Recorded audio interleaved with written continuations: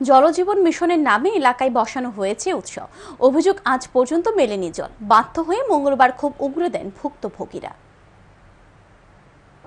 ঘটনা সাবরুম মহকুমার রূপাইছড়ি ব্লকের অধীন পূর্ব সাবরুম এডিসি ভিলেজের সুবলপাড়া এলাকায় জলজীবন মিশন প্রকল্পে ৭৫ লক্ষ টাকা ব্যয়ে নির্মাণ করা হয় ডিপ টিউবওয়েল।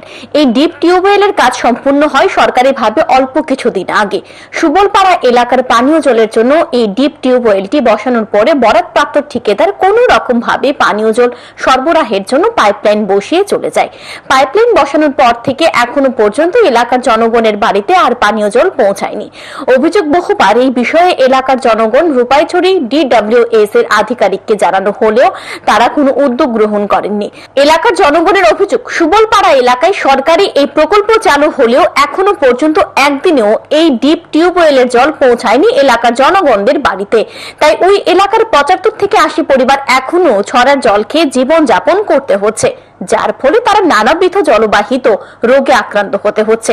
বাধ্য হয়ে সুবলপাড়া এলাকার জনগণ মঙ্গলবার পূর্ব সাবরুম যাওয়ার রাস্তা অবরোধ করে। অশোক দিন হলাই কোনো কামবো নাইফাই গিয়া তিনি যে হেতু মিডিয়া লাখনাই হেনে খবর খানা হানা মনে হয় বারা তিনি সামং খালাই রনে পাঠাখা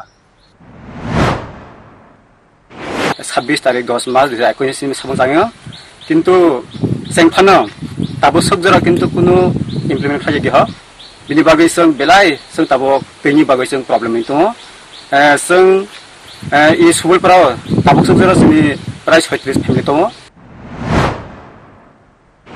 এদিকে DWS দপ্তর থেকে দুজন শ্রমিক এসে সেখানে কাজ করতে গেলে এলাকার ক্ষুব্ধ জনগণ ওই দুই কর্মচারীকে পাম্প হাউস ঘরের মধ্যে তালা দিয়ে আটকে রাখে।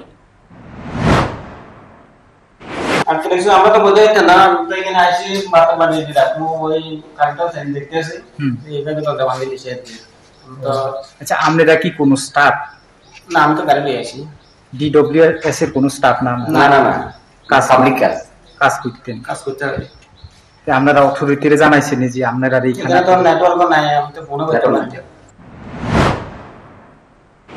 এলাকার জনগণের দাবি, যতক্ষণ না পর্যন্ত এলাকায় সঠিকভাবে পানীয় জল পৌঁছাবে ততক্ষণ পর্যন্ত অবরোধ চলবে। এখন দেখার সমস্যা নিরসনে কর্তৃপক্ষ কি পদক্ষেপ গ্রহণ করে। Bureau report, news today.